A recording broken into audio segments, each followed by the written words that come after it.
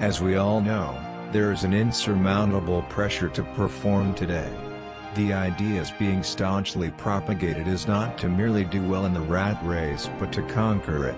The ramifications of this aren't surprising as we metamorphose into a generation of people equipped with overwhelming stress levels and lifestyle diseases. Many have lost their zest for life as they try to battle with the constant anxiety to race ahead.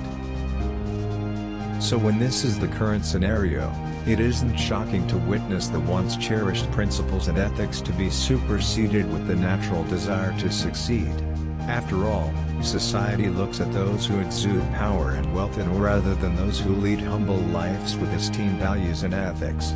To steer ahead speedily in the rat race often means to take support of corrupt practices, compromising on your values and upbringing. While there are many who have succumbed under the pressure, there are many others who have stayed loyal to their roots. The question being raised, however, is it possible to be a contender of the race and be committed to your values? The present generation has been exposed to far too many instances of corrupt men and women climbing up the social ladder and being revered by society. Many of these become role models for the youth, and neglecting cherished values and ideals is increasingly becoming the norm. As long as you have the trophy in your hands, the means to achieve it goes unnoticed. So are we a generation of deteriorating values, one that thrives on materialism and equate wealth with success? Or are we one that can compete and remain faithful to our ideals at the same time?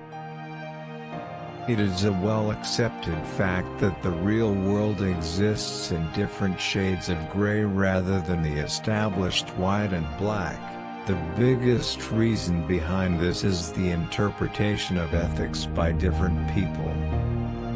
The simplest way to understand whether an act is justified or not is to simply introspect. Nobody can lie to their conscience, so as long as people can face themselves in the mirror, sleep peacefully every night, don't have a nagging guilt biting into their existence at the back of their head, they can consider themselves to be liberated from the shackles of being a cheat.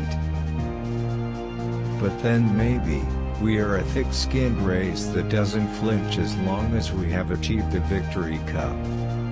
I don't condemn either ways of life as long as we don't flinch every time we look into the mirror. So there's some food for thought. Choose wisely and live well. Thank you and have a nice day.